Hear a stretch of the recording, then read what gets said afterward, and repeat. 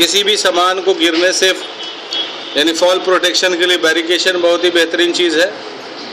तो बैरिकेशंस को करना कितने दूरी पर, तो लिखिए provide barricading of the area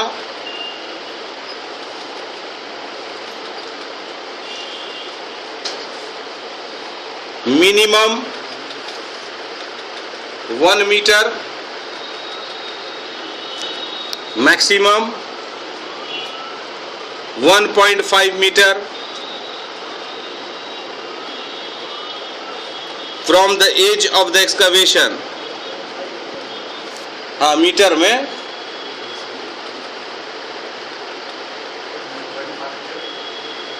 यानी मिनिमम 1 मीटर। 1 मीटर का मतलब 38-39 इंच है ना, और ज़्यादा से ज़्यादा 1.5 यानी 5 फीट, यानी तकरीबन 60 inch, 12×5 = 60। And display of warning sign board,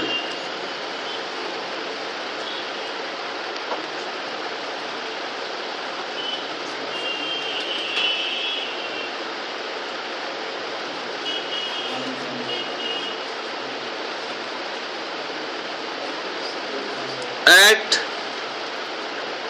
approaching location,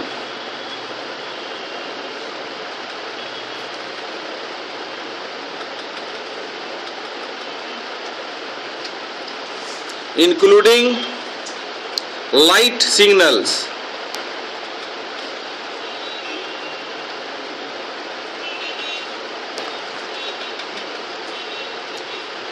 including light signals. Clear है? Yes sir. जो आप साइन बोर्ड देंगे, साइन बोर्ड में लिखा हुआ रहता है मेन एड वर्क या डाइवर्शन अहेड, है ना, कुछ इस तरह का मैटर लिखा हुआ, तो उसको इंग्लिश में लिखिएगा और हाँ रीजनल लैंग्वेज, ये ज़रूरी है। ठीक है। Next, no trench,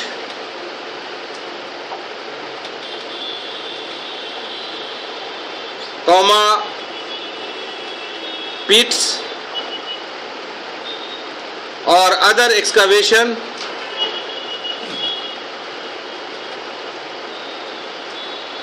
shall be left overnight without barricades and warning lights।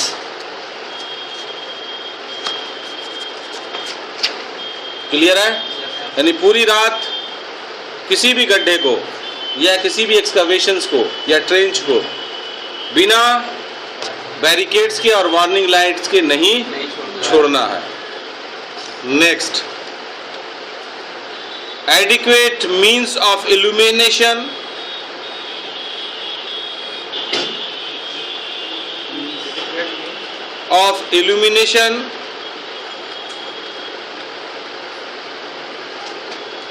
shall be ensured during darkness।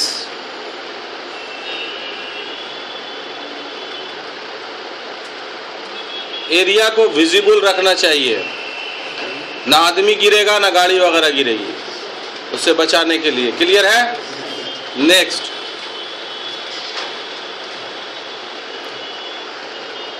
Special precaution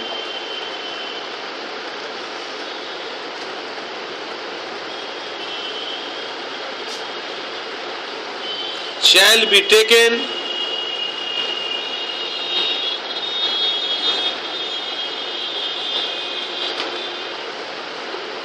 during the monsoon।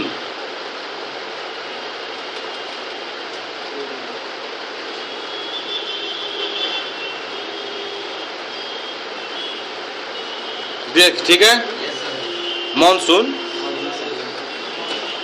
बरसात जो आता है उसके मुताबिक उसमें स्पेशल प्रिकॉशंस की ज़रूरत होती है, ताकि जानवर हो या आदमी हो या गाड़ी हो वो गिर न जाए, फंस न जाए गड्ढे में, कीचड़ में। उसके लिए वैसे रास्ते को ब्लॉक कर देते हैं, बैरिकेड्स कर देते हैं, नया रास्ता देते हैं जिससे कि वो आसानी से जा सके, क्योंकि कंस्ट्रक्शंस के काम में कीचड़ कादो बहुत पैदा होता है। नेक्स्ट पॉइंट, और जहाँ जहाँ काम हो रहा है या जैसे जैसे काम करते जा रहे हैं बैरिकेड्स भी वैसे वैसे ही करते जा रहे हैं। अगर आप बैरिकेड्स लगाए हुए हैं और अगर किसी वजह कर उसको हटा करके आपको काम करना है तो आप हटा के काम कर सकते हैं, लेकिन जितना पॉसिबल हो सके उतना ही हटाएं और सिर्फ उसी जगह को कन्फाइंड करें, और जितना जल्दी हो उसको फिर बैरिकेड्स करें। लिख लीजिए।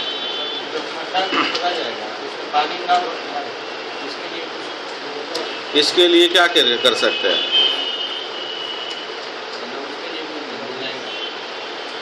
बाहर का पानी नहीं जाएगा उसके लिए रास्ता बना सकते हैं कि नहीं? आसमानी पानी आएगा उसको कुछ नहीं कर सकते। छोटा गड्ढा है तब ना आप कुछ शेड दे सकते हैं, लेकिन बड़ा गड्ढा कितना दूर तक दीजिएगा, कहाँ तक दीजिएगा, कब तक दीजिएगा? तो उसके लिए मोटर का इंतज़ाम रखते हैं, पानी को फिर निकालते हैं और फिर काम करते हैं। मानसून सीज़न में इसीलिए डिले होता है हर काम। नहीं देखते हैं कितना लंबा खिंचाता है। बरसात आने से पहले मकान बनाने की तैयारी हो जाती है, बरसात के दौरान में बोलते हैं भाई बारिश कब आ जाएगा, कोई ठिकाना नहीं है। उसमें लेट होता है, काम भी नहीं करवाते हैं। तो इसी तरह से एक्सकवेशन में भी वही बात सामने आती है। कीचड़ हो जाएगा, पानी भर जाएगा, कहाँ पर गड्ढा है कहाँ पर नहीं है, कौन आदमी फंस गया, कौन आदमी गिर गया, कौन आदमी ढुक गया अंदर, कोई दब गया, पता नहीं चलेगा। इसलिए ज़रूरी है कि आप मानसून में स्पेशल प्रिकॉशन लेकर करके काम करें। इफ़ बैरिकेड्स और portion of barricades, next point में, इफ़ बैरिकेड्स और portion of barricades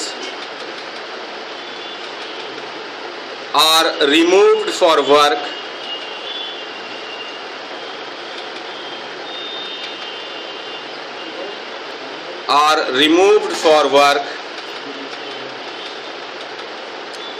they shall be replaced, comma देखे, they shall be replaced as soon as practicable.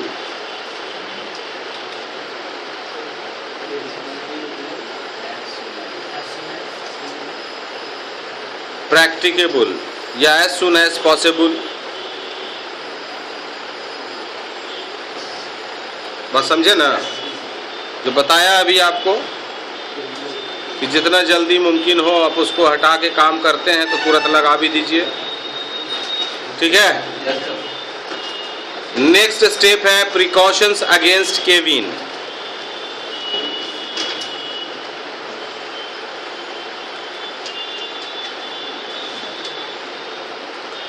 Precaution against cave in.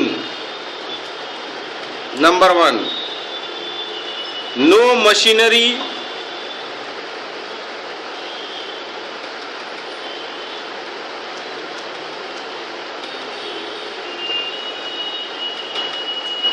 or any crane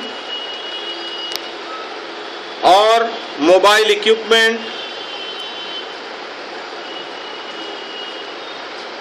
shall be positioned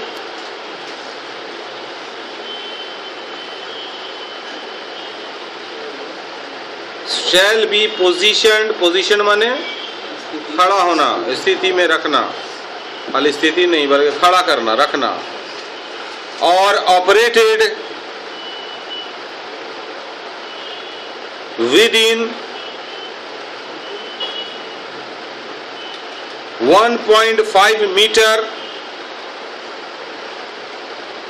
of the edge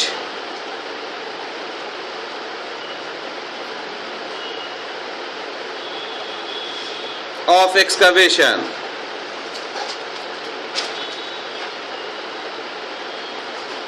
इसीलिए हम लोग इस नियम के मुताबिक कहता है कि 1.5 मीटर के अंदर किसी भी तरह का मशीनरी, मोबाइल इक्विपमेंट, क्रेन ना खड़ा कर सकते हैं और ना ही चला सकते हैं। तो सीधे अगर हम लोग 1.5 मीटर पर बैरिकेड कर दें तो ये तो लॉ अपने आप लागू हो जाएगा। तो सही है ना? इस नियम के मुताबिक 1.5 के अंदर काम नहीं करना, बाहर मशीनरीज को। तो 1.5 पर तो हम बैरिकेशन कर ही रहे हैं, तो ऑटोमेटिक ही बाहर रह जाएगा। तो बचा दिया कि धंसे नहीं, केबिन ना बने, कोई चीज़ गिरे नहीं। आदमी नीचे काम कर रहा है, उसके ऊपर कोई चीज़ गिर सकता है, धंस सकता है। क्लियर है? Yes sir. Next,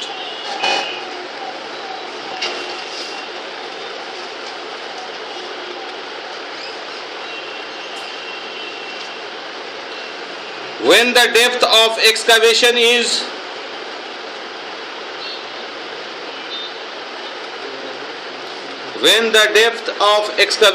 is more than 1.5 meter, comma, properly designed,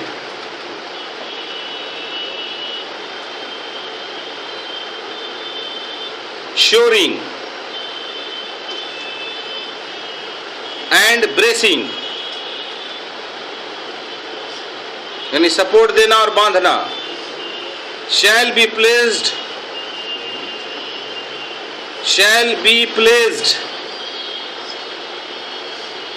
on each bank side,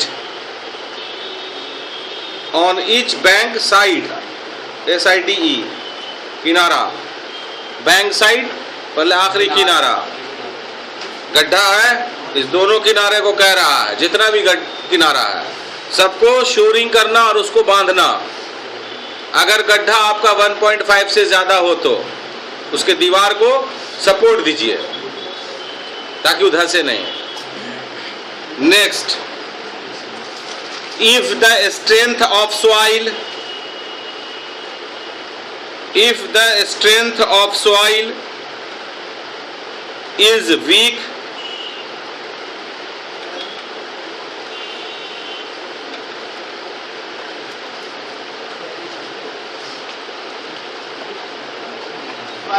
is weak,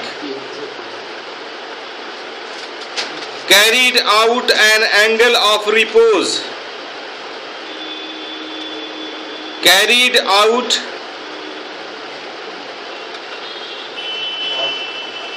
an angle of repose of soil,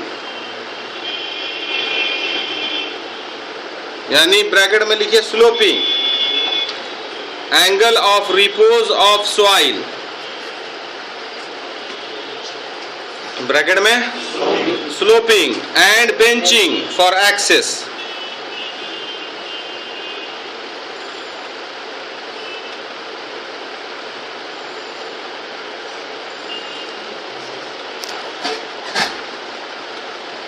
next,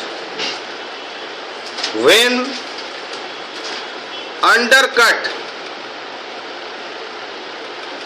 जो कि मना है, लेकिन अगर रिक्वायर्ड है, जरूरी है, तब उस जगह पर शोरिंग के साथ साथ शील्डिंग मस्ट हो जाता है। ठीक है, लिखिए, when undercut is required,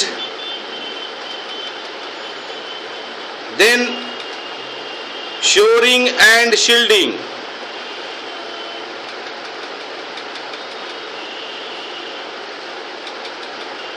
used should be of, light नहीं है जी इसलिए गर्मी लग रहा हो, और ये भी उड़ गया, तो एक हीटर अभी चल रहा था वो भी चला गया। should be of adequate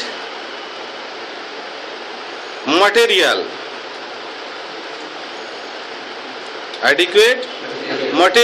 to withstand the load,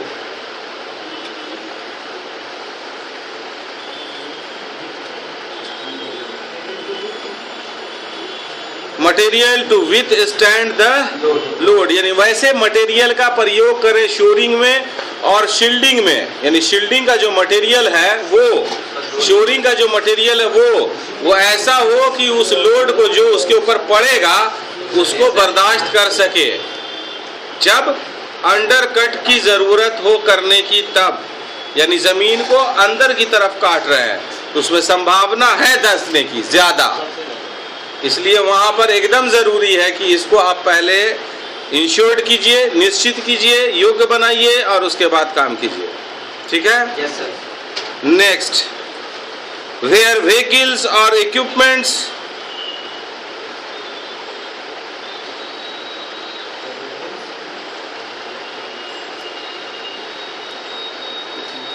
where vehicles or equipments operate near excavation,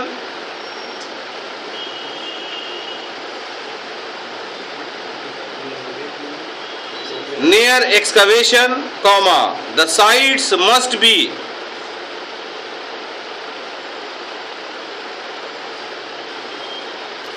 shored or braced.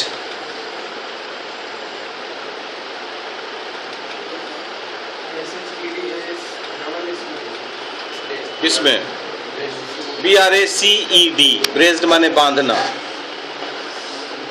BRACED।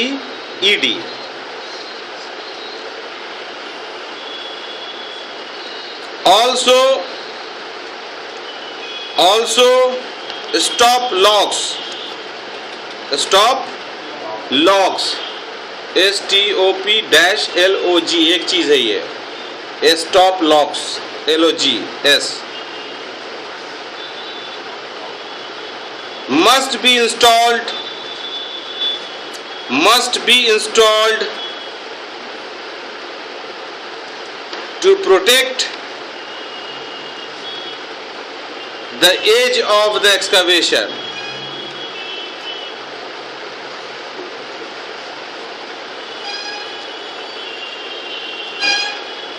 बात समझे? अगर किसी भी प्रकार का व्हीकल्स आपके एज से के किनारे पर 1.5 के दूरी में भी अगर काम कर रहा है, 1.5 के अंदर तो काम नहीं है करेगा, अगर उससे दूर में भी काम कर रहा है तो उस साइड को के दीवार को शोरिंग और ब्रेसिंग देना जरूरी है।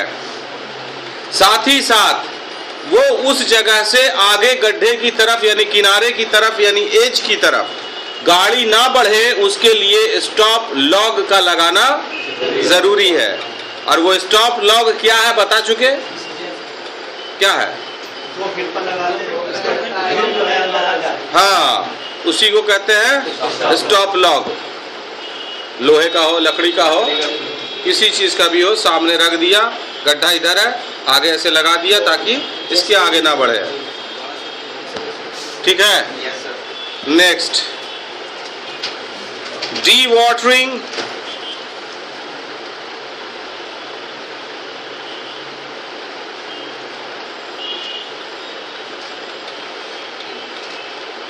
फ्रॉम द पिट,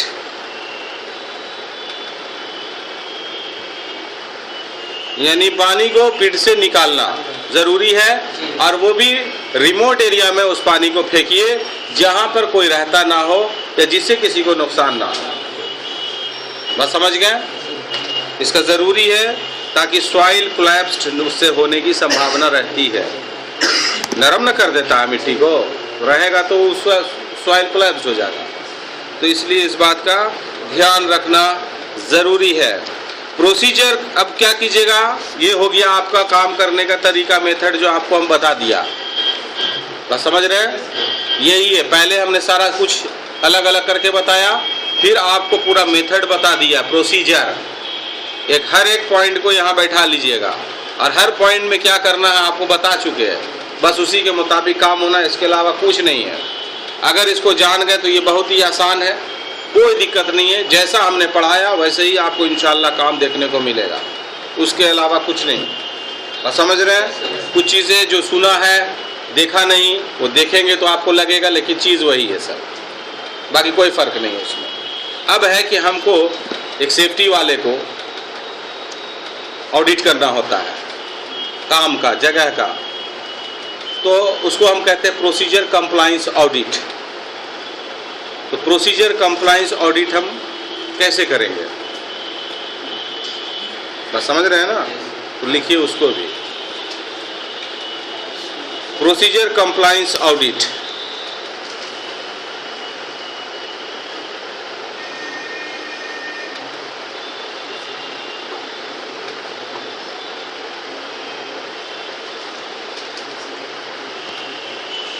ये पहले भी आप बना चुके हैं दूसरे कामों में, उसी तरह इसमें भी है। इसमें जितना प्रोसीजर है वो सारा प्रोसीजर को एक चेकलिस्ट के फॉर्म में बना करके हम लोग ऑडिट करते हैं। ऑडिट में हमेशा 3 आदमी कम से कम, ज़्यादा से ज़्यादा 5 आदमी। कौन कौन रहता है ऑडिट में?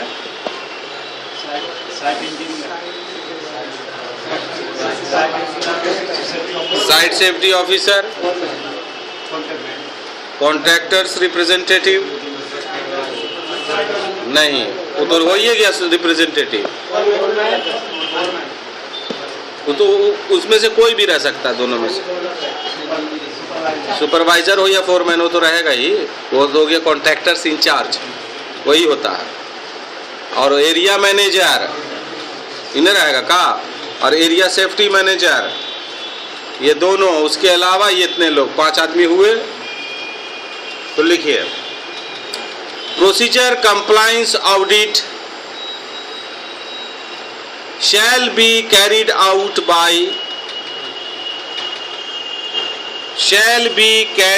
out by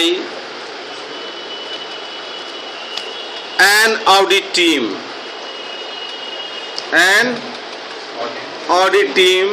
including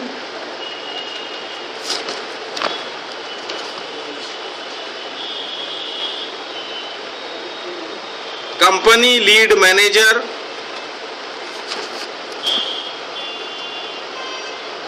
यानी construction manager, comma area safety manager,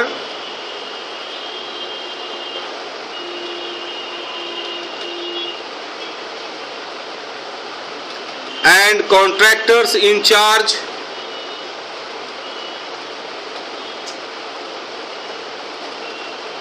contractors में लिखिएगा inverted S, and contractor safety person.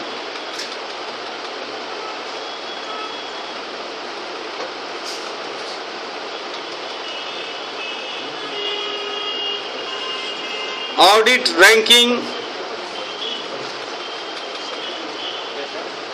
Audit full stop के बाद audit ranking shall be taken in account while calculating contractors safety performance, contractors safety performance। ठीक है, तो कैसे बनाएंगे? देखिए गर्मी बहुत ज़्यादा लग रहा है, तो आराम आराम से, गिरे उरे लगेगा तो बोलिएगा। गेट खोलो, इसको खोलो,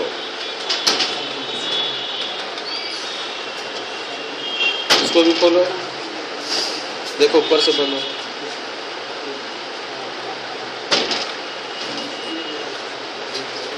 कुछ रखा हुआ है उधर का, बाहर साइड में।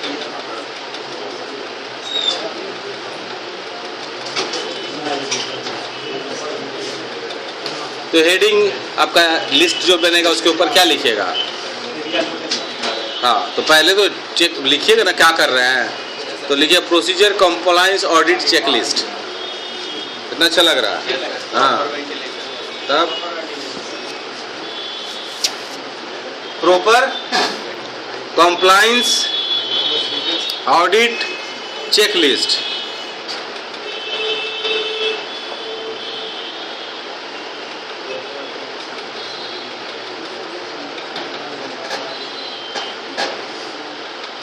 तो सबसे पहले क्या लिखिएगा इसमें? हाँ, तो लिखिए, एकदम लिखते जाइए, ये मैंडेटरी पार्ट है।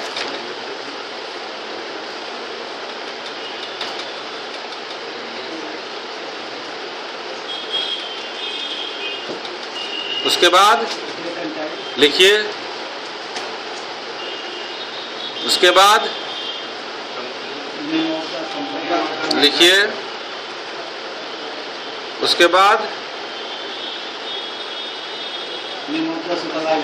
बिल्कुल सही, या इंचार्ज भी बोल सकते हैं। इससे ये पता चलेगा जो भी हो, चाहे वो सुपरवाइजर हो या फोरमैन हो। हाँ, और उसके बाद सर्टिफिकेशन हो गया मेन चीज। अब ज्यादा से ज्यादा यही लिखिएगा कि ऑडिट कौन कर रहा है, ऑडिटेड बाय सेफ्टी कमेटी। कौन सी कमेटी है, सब कमेटी, प्लांट कमेटी, कोई भी जो कमेटी उसका नाम दे दीजिएगा, यही ना होगा जी। ऑडिटेड को ऑडिट कौन कर रहा है। अब इसमें खाली हम कमेटी का नाम दे रहे हैं, अब हम लिखेंगे ऑडिट में इंडिविजुअल आदमी का भी बाद में, ठीक है। कोई डाउट है? हो गया। अब चूंकि ऑडिट जब होता है तो मार्क्स देते हैं, कितना पॉइंट हासिल किया, यानी कितना अच्छा परफॉर्मेंस रहा सेफ्टी का, तो उसके लिए रैंकिंग भी बना लीजिए। तो उसी के नीचे लिखिए रैंकिंग।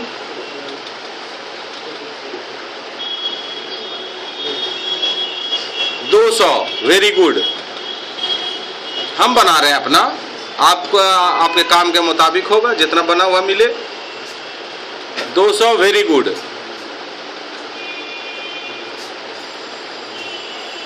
150 गुड। 130 बॉर्डर लाइन, और 130 हाँ नॉट एक्सेप्टेबल।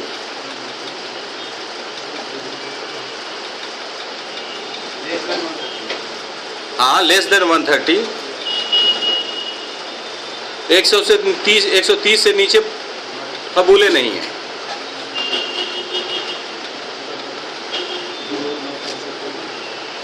क्लियर है? अब आइए चेक पॉइंट बनाइए। तो उसमें कितना कॉलम बनेगा? वेरी गुड, 4 कॉलम बनाइए। पहला कॉलम में सीरियल नंबर, दूसरे कॉलम में चेक पॉइंट, वेरी गुड। तीसरे कॉलम में रेटिंग, और चौथे कॉलम में वेरी गुड।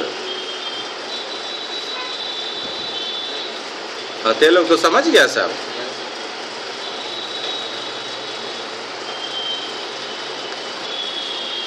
कैसा लग रहा अब? हवा की वजह से, मेरे वजह से हवा पहुंच रही है, पीछे फैन लगा मिल रहा है, तो वेंटिलेशन कितना जरूरी है पता चल गया ना। बंद कर दें अभी, सब उलट जाएगा, काम होगा, सब भागेगा। पूरे से पहले हो सकता है हम ही भागें। तो लिखो नंबर 1, ये आपका क्वेश्चन भी हो जाता है और आपका ये चेक पॉइंट भी बन गया। तो लिखिए whether soil stability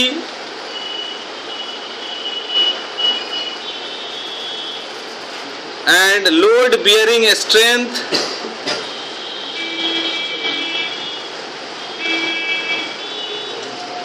is checked. Load bearing strength is checked. That means short में अगर बोचे तो नेचर ऑफ सॉइल, अगर नेचर ऑफ सॉइल आप चेक करते हैं, आपको पता चल जाता है कि इसमें कितना लोड हमको डालना है, इसका स्ट्रेंथ क्या होगा। यही सवाल कर रहा है। इसका मतलब काम करने से पहले आपने सॉइल के नेचर का टेस्ट करवाया कि नहीं, किस प्रकार का सॉइल है, type A, type B, type C. Clear? 10 marks. इन नेक्स्ट में दूसरा point, in case of loose soil, comma whether proper shoring for the excavation is provided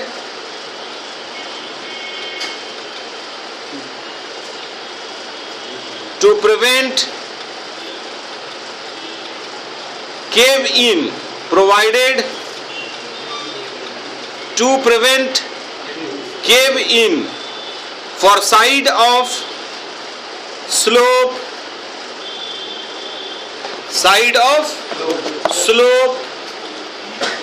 less than 45 degree. Question mark. देखिए एकदम जो आपको बताया वही सवाल आपके सामने है. अगर लूज सॉइल है तो क्या वहां पर प्रॉपर श्योरिंग का इंतजाम किया गया है केव इन से बचाने के लिए 45 डिग्री से कम के कोण पर, यानी स्लोप पर, यानी स्लोप एंगल. बात समझ में आया? आपका ए टाइप में 53 डिग्री एंगल ऑफ कोण हम लोग देते हैं, बी में 45 और सी में 34. लूज सॉइल है इसलिए सीधे कहता है लेस देन 45 डिग्री का स्लोप है या नहीं केव इन से बचाने के लिए. क्लियर है? In case of loose soil. ठीक है, 10 मार्क्स नहीं, इसको दीजिए 20 marks.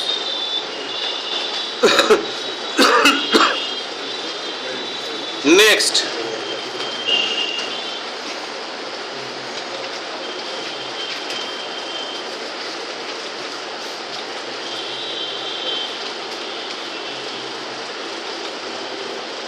while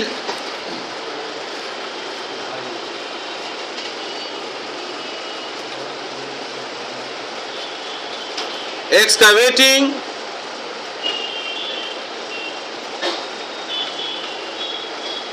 whether proper slope usually proper slope किसको माना गया? 45 डिग्री को. उसको बता चुके हम आपको कि ए में भी दे दीजिएगा, कोई दिक्कत नहीं है.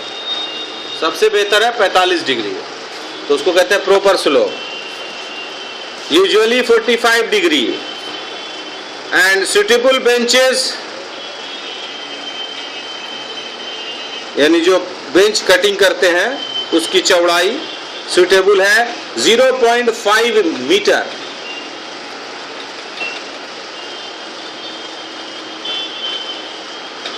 एट ईच, ऐसे लिखिए, बेंचेस ऑफ 0.5 मीटर विद, चौड़ा, तो समझ में आ जाएगा. एट ईच विद माने चौड़ाई, WIDTH. At each 1.5 metre depth are provided. आपको बताया था ना, पहला गड्ढा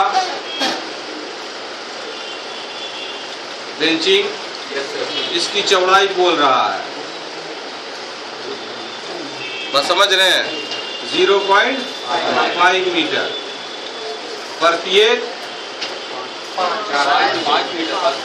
1.5 है ना जी? क्लियर है? 10 marks.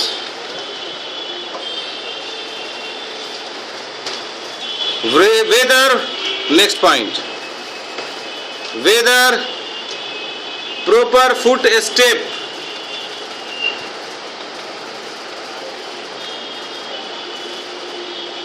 comma slope or ladder provided for safe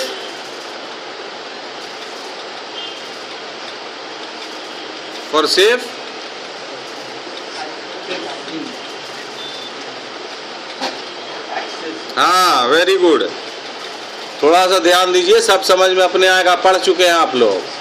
safe access और egress of man and equipment.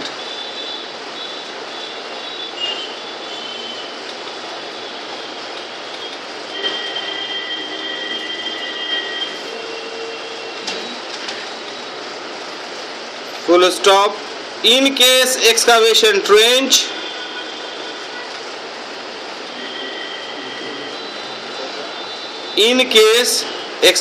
trench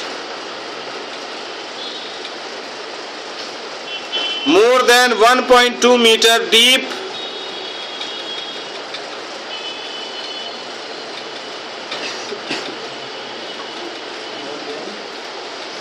at every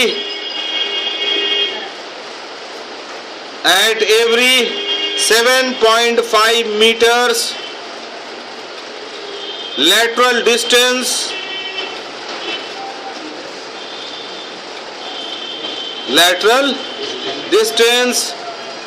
ladders or other means provided for access.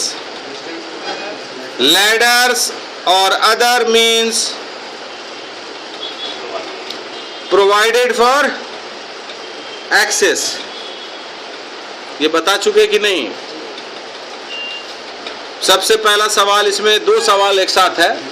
पहला सवाल है कि एक्सेस और इग्रिस के लिए पर्याप्त तरीका क्या है? लैडर है, स्लोप है, बेंचिंग सिस्टम है। ये आपने दिया कि नहीं? फिर उसमें सवाल है कि अगर आपका 1.2 मीटर से ज़्यादा का डिस्टेंस अगर है, गहराई डीप, और ट्रेवलिंग डिस्टेंस 7.5 मीटर पर आपको सेफ मीन्स ऑफ एक्सेस यानी लैडर आपको प्रोवाइड करना है। ये दिया है या नहीं? है ना जी? तो 20 पॉइंट।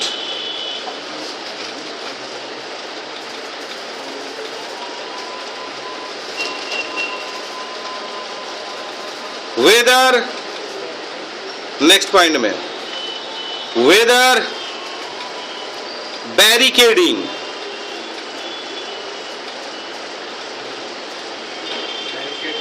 BARRICADING बैरिकेडिंग माने घेरना ऑफ 1 मीटर हाइट, ऊंचाई, दूरी बता चुके पहले, यहां ऊंचाई भी बता दे रहे हैं। दूरी कितना है बैरिकेडिंग का? 1.5 यानी 5 मीटर। हाइट कितना होना चाहिए? 1 मीटर कम से कम। ठीक है। जब आप टेप का यूज करते हैं तब, अगर हार्ड बैरिकेशन का करते हैं तो उसकी ऊंचाई भी 5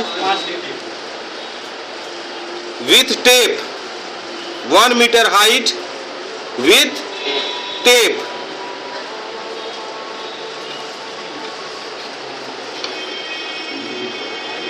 ये कब देंगे? कौन से एक्सकावेशन में? जब एक्सकावेशन की गहराई 0.6 मीटर से कम हो तब आपका सॉफ्ट बैरिकेशन है, और 0.6 से ज्यादा हो तो हार्ड बैरिकेशन प्रयोग करेंगे। क्लियर है? तो लिखिए आगे। Provided for excavation having depth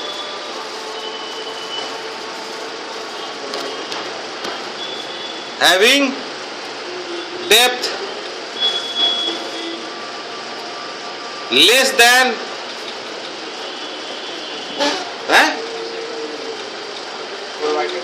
provided for excavation having depth less than 0.6 meter, 0.6 meter and with hard barrication for depth more than 0.6 meter.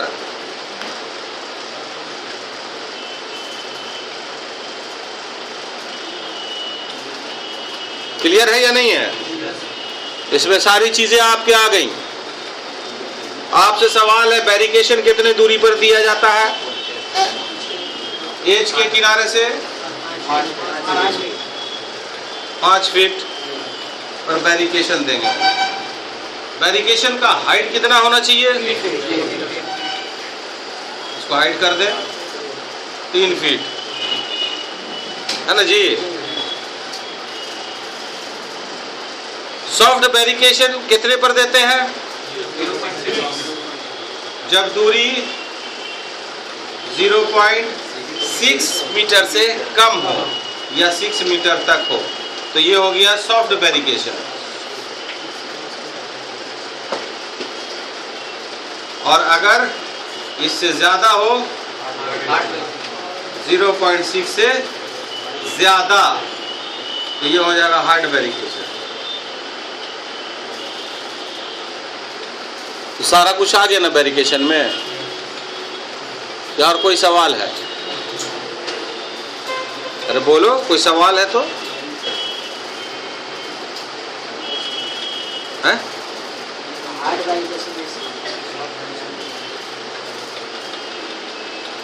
ये तो 2 प्रकार का बैरिकेशन होता, पहले भी समझाया, फिर ना समझो। 2 प्रकार का बैरिकेशन होता है, एक को कहते हैं सॉफ्ट बैरिकेशन। सॉफ्ट बैरिकेशन में टेप का इस्तेमाल करते हैं, कॉशन टेप का, डेंजर टेप का। कॉशन टेप का जो पहचान है वो है पीला कलर, डेंजर टेप का पहचान है रेड एंड वाइट। कब देते हैं? जब 0.6 मीटर से कम गहरा आपका खोदाई हो, तब सॉफ्ट बैरिकेशन देते हैं। या दूसरा चीज कि सेम डे अगर काम खत्म हो रहा है, तब भी सॉफ्ट बैरिकेशन का प्रयोग करते हैं। हार्ड बैरिकेशन में प्रयोग करते हैं शीट, टिम्बर्स इत्यादि। इसको हम लोग देते हैं तब जब 0.6 से ज्यादा गहरा हो आपका खुदाई, या फिर आपका लंबे समय तक का काम हो, तो वहां पर हार्ड बैरिकेशन दिया जाता है। बैरिकेशन की दूरी चाहे वो सॉफ्ट हो चाहे वो हार्ड हो, उसकी दूरी होती है मैक्सिमम 5, मिनिमम 1 मीटर। सीधे बात समझ रहे हैं? Yes sir. ऊंचाई दोनों का काम के हिसाब से बदलता है। सॉफ्ट बैरिकेशन में 1 मीटर और हार्ड बैरिकेशन में 1.5 मीटर। ठीक है। अगर आपका ज्यादा हजार्ड नहीं है तो 1 मीटर हार्ड बैरिकेशन भी दे सकते हैं। डिपेंड करता है हजार्ड के ऊपर। जैसे रोड बन रहा है, रोड के बीच में पुल बन रहा है, जैसे राजा बाजार के पास, आप वहां पर जाके देखिएगा कि टीन के इससे घेर दिया है, खड़ा कर दिया है ना जी। और उसकी हाइट नियर अबाउट 5 फीट की होगी। घट बढ़ सकता है, कोई दिक्कत उसमें नहीं है। अंदर में क्या हो रहा है, गाड़ी से जाने वाले को कुछ पता नहीं चलता है। क्लियर है कि नहीं है? और कुछ सवाल इसमें? बोलो। अरे हमसे ना बोल रहे, उधर का बोल रहा है। ठीक है ना, आगे बढ़े। लिखो 10 पॉइंट दीजिए।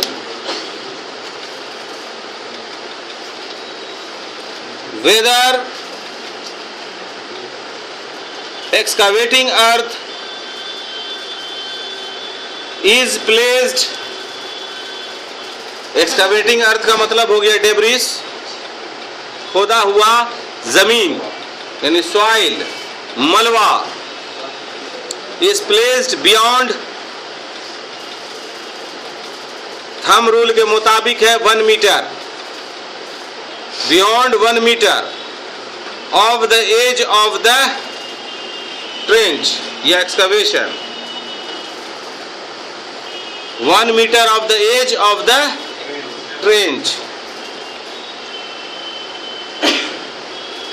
minimum 2 feet, मैक्सिमम 1 मीटर, ज्यादा सुरक्षित है। आप सीधे 1 मीटर भी बोलेंगे कोई दिक्कत नहीं है। ठीक है ना। Next, whether separate area are identified for storage of whether separate area identified for storage of excavated earth or debris, excavated earth or debris. Clear है? ये तो डिस्पोजल सिस्टम, उसके लिए पर्टिकुलर एरिया बना दीजिए, वो आइडेंटिफाइड हुआ, जो बना दिया वो आइडेंटिफाइड हो गया, वहीं फेंकने हैं, उसको आइडेंटिफाइड बोलते हैं। तो वो है कि नहीं, समझ रहे हैं? तो 10 point. Whether heavy vehicle movement, whether heavy vehicle movement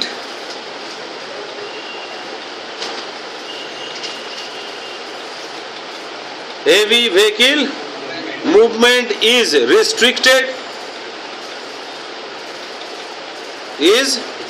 restricted to come within 1.5 meter of the edge of the excavation,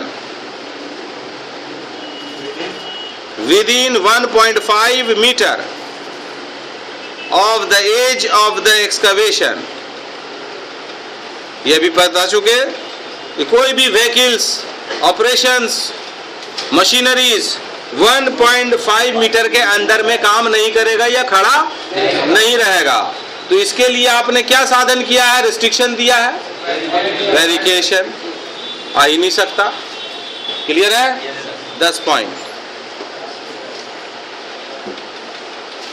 Whether necessary precaution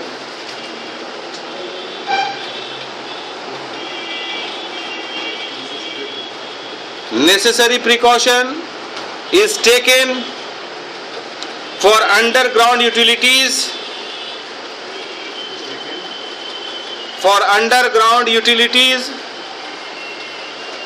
such as pipes,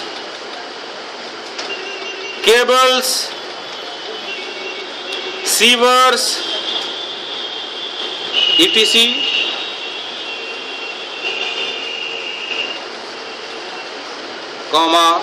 Manual excavation is done in such case, manual excavation is done in such case। इस case में manual ना करना है। जब आप पाते हैं underground utilities, तो उसके लिए आपने क्या सुरक्षित किया? Manual excavation. क्लियर है? 10 point. Whether proper arrangement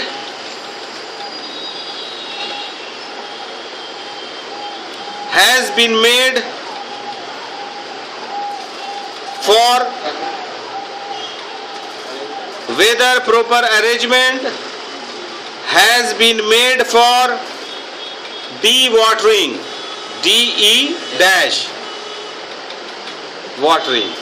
dewatering if required। मतलब है पानी है तो उसको निकालने के लिए क्या व्यवस्था किया गया है, इसका मतलब मोटर वोटर है कि नहीं, पंप सेट, जिससे उसको बाहर फेंका जाए। क्लियर है? 10 marks. During rain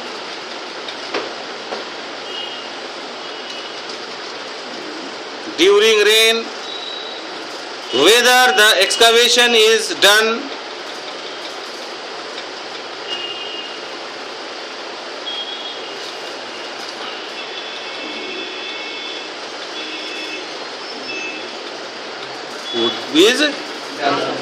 with extra precautions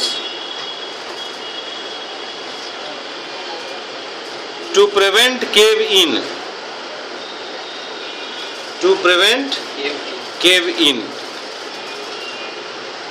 अभी बता चुके, ऊपर इसके लिखा चुके हैं पहले प्रोसीजर में कि एक्स्ट्रा प्रिकॉशंस लेना है रास्ता यानी सीवर्स निकालना है कि बाहरी पानी गड्ढे में आपके ना जाए। बरसात के दौरान मट्टी नरम हो जाता है, इसलिए कोई भी मट्टी हो चाहे वो ए टाइप, उसमें भी धंसने की संभावना रहती है, तो उसको भी शोरिंग और ब्रेसिंग करना अनिवार्य है। ठीक है, 10 पॉइंट। वेदर, नेक्स्ट में weather one person is available at all the time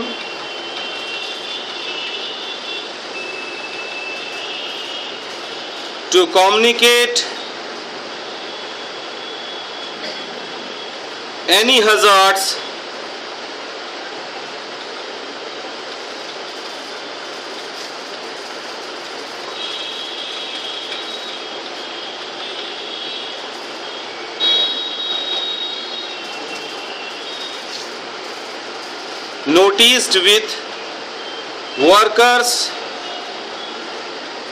noticed with workers working in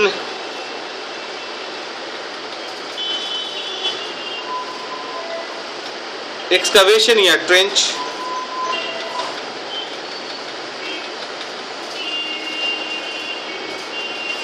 question mark, इसी में फिर एक और क्वेश्चन भी है। When depth exceeds 5 meter,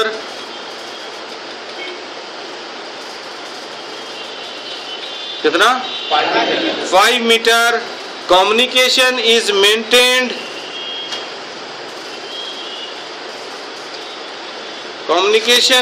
maintained through walkie-talkie।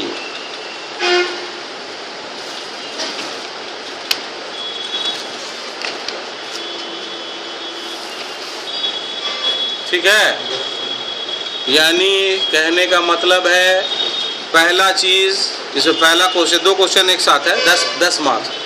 एक क्वेश्चन कह रहा कि आपने टीबीटी दिया कि नहीं। टीबीटी है ना जी, communicate about the hazards, this is the TBT. और साथ ही में टीबीटी कौन देगा? जो वहां पर मौजूद होगा, सुपरवाइजर। टीबीटी कौन देता है? टीबीटी सुपरवाइजर देता है, साइट इंजीनियर देता है, फोरमैन देता है, यही टीबीटी देता है। अगर इन लोग नहीं देता है तो फिर सेफ्टी वाला देता है। बस समझे? तो टीबीटी दिया गया है कि नहीं, और सुपरवाइजर जो ऑल टाइम वहां पर मौजूद हो और उसे कम्युनिकेट करे। अगर गड्ढा 5 मीटर से ज्यादा है तो उसको कम्युनिकेट करने के लिए वॉकी टॉकी का प्रयोग करना होगा, और अगर उससे कम है तो लाइफलाइन या वर्बल वॉइस का भी इस्तेमाल कर सकता है। Next, in case excavation is more than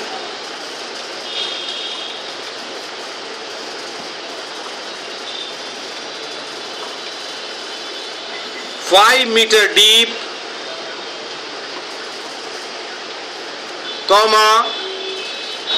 adequate ventilation has been ensured. Adequate ventilation has been ensured. Adequate ventilation bracket में लिखिए कितना होगा?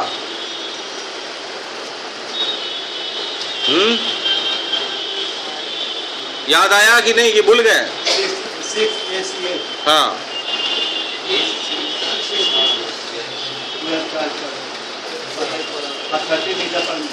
हाँ, and wind velocity 30 metre per minute. तो लिखिए ब्रैकेट में, उसको एडिक्वेट वेंटिलेशन बोलेंगे। 6 air changes per hour, 6 air changes per hour and wind velocity 30 metre per minute. इसके लिए पर्याप्त करना है, वेंटिलेशन के लिए ये पर्याप्त वेंटिलेशन है।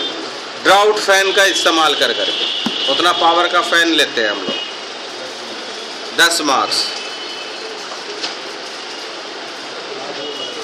इन केस, नेक्स्ट में, in case of lengthy excavation, lengthy माने लंबा, comma the pass over, the pass, हाँ, in case of lengthy excavation, comma the pass over with at least कम से कम 2 gratings made, टू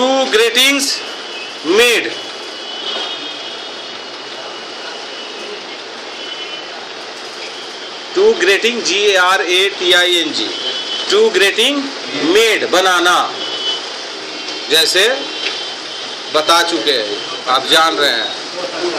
हाँ, 2 तख्ता रखे, इसको पास ओवर करना है, यहाँ से आने जाने का रास्ता बनाया, इधर वाला उधर, उधर वाला इधर आना है। तो हम बनाएंगे ना तख्ता रख करके, तो इसमें हम 2 तख्ता रखेंगे, जोड़ दीजिए, 2 तख्ता हो गया। With guard rail, with guard rail, ये पास ओवर हो गया कि नहीं? इधर ही से आइए और जाइए, फांदने की जरूरत नहीं है। लेंदी एक्सकवेशन मतलब ये लंबा हो गया, अब इधर का आदमी को जाना है, इधर कितना घूम करके जाएगा जी?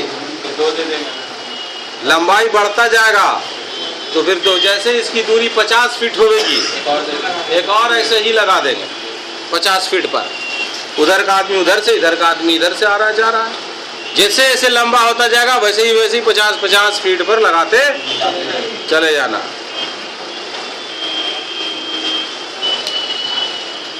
$20 मार्क्स। नेक्स्ट, is the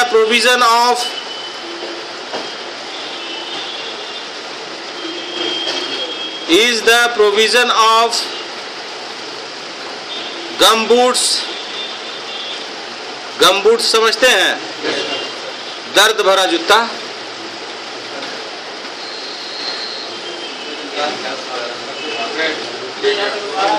अरे जो ठेवना तक होता है यार, नहीं देखते कंस्ट्रक्शन वर्कर को पहनते हुए, उसी को कहते हैं गम बूट्स। हाँ, GUMBOOTS, gum boots, comma safety helmet, comma hand gloves, comma safety goggles, comma air plug. Air plug में कंडीशन अप्लाई है, इफ, है ना, न्यूमेटिक हैमर यूज्ड, या मशीन के पास है तो इस हालत में उनको दिया जाएगा।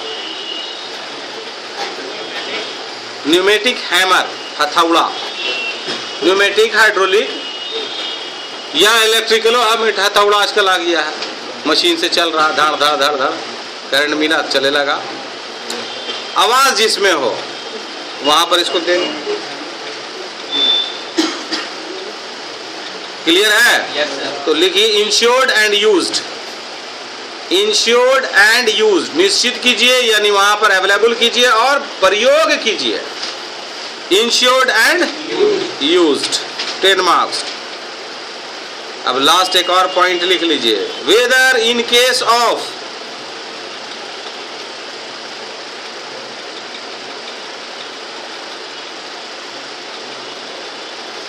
मैकेनाइज्ड एक्सकवेशन,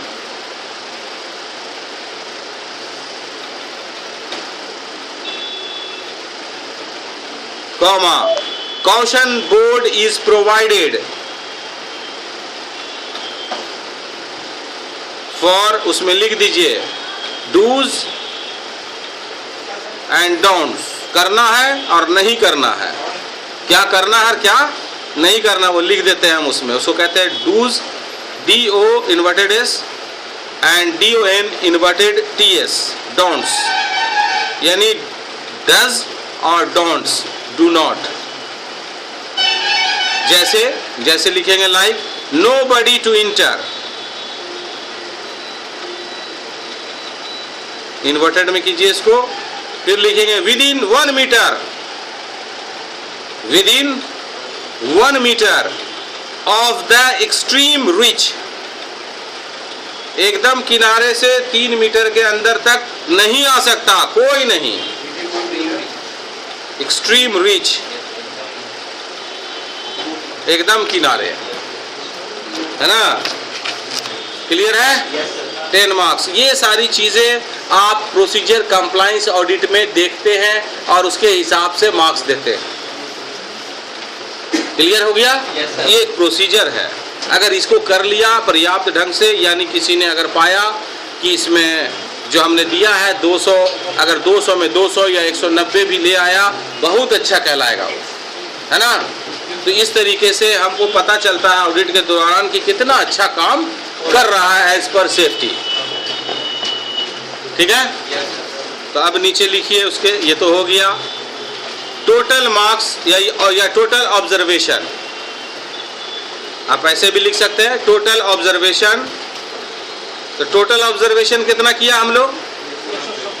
नहीं, ऑब्जर्वेशन जब आए तो पॉइंट्स देखिए कि पॉइंट्स को हम लोगों ने चेक किया। 16 है तो 16 लिखिए, 17 है तो 17 लिखिए, 18 है तो 18 लिखिए, 20 है तो 20 लिखिए। टोटल मार्क्स 180 है यार, 190 है, 200 लिखा है तो हम तो 200 करेंगे ना यार। हाँ, तो टोटल 200 होगा, है? बट कहीं 20 बोला तो 10 से लिख लिया होगा, इसीलिए तो किसी को 20 किया हम। नहीं है तो उसको 20 बनाओ, किसी को भी 200 कर लो, दिक्कत क्या है उसमें। तो टोटल ऑब्जर्वेशन 16, टोटल मार्क्स 200। अब लिखिए मार्क्स ऑब्टेन्ड, अब जितना लाया उसको उतना लिखिएगा। तो रेटिंग दीजिएगा क्या? वेरी गुड, गुड, जो भी आएगा वो दीजिएगा। ठीक है? और फिर बता दिया कैसे और कौन कौन किया था। 3 ठो का नाम, ऑडिटर 1, ऑडिटर 2, ऑडिटर 3, उसका नाम और उसका सिग्नेचर और डेजिग्नेशन लिख लीजिएगा ना। तो ये हो गया आपका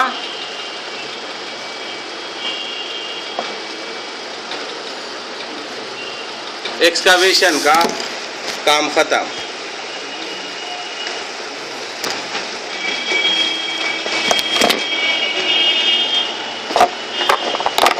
कोई दिक्कत, कोई सवाल है तो कीजिए, कोई दिक्कत है तो बोलिए। एकदम क्लियर है?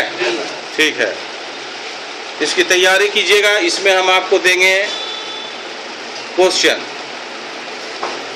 हम बनाएंगे, देखते हैं यहाँ तक ही कि कितना आप लोग जाना यही एक्सकावेशन का। और इससे पहले भी मैं भी दे सकते हैं, पढ़ करके तो सब रखिएगा था ना, जैसे confined space, work permit, PPE, housekeeping, ये सब जो मेन है, ergonomics, on site emergency plan, job safety analysis, इनमें से भी आ सकता है। इसका सवाल आपको मिलेगा। टेस्ट लेंगे हम क्लास रिज्यूम करने से पहले।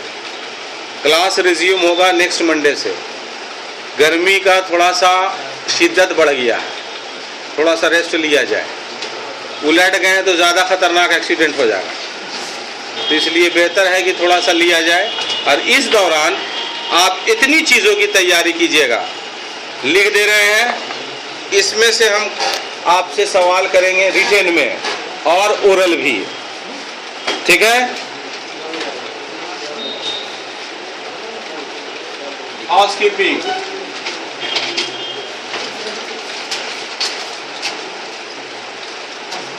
दूसरा पीपीईज, तीसरा जॉब सेफ्टी एनालिसिस, चौथा कन्फाइंड स्पेस। पांचवा एर्गोनॉमिक्स। छठा ऑन साइट इमरजेंसी प्लान।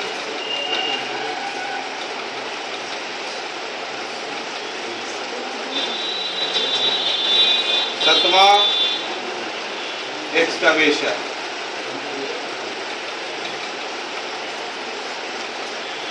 इतना में से आपसे सवाल करेंगे, समझे? एक्सकवेशन तक पढ़ा हुआ है ना जी? हैं? अगले मंडे को। ये मंडे संडे छुट्टी है, एक हफ्ता है। नहीं रहिएगा 100 रुपया फाइन। अच्छा हुआ बोल दिए।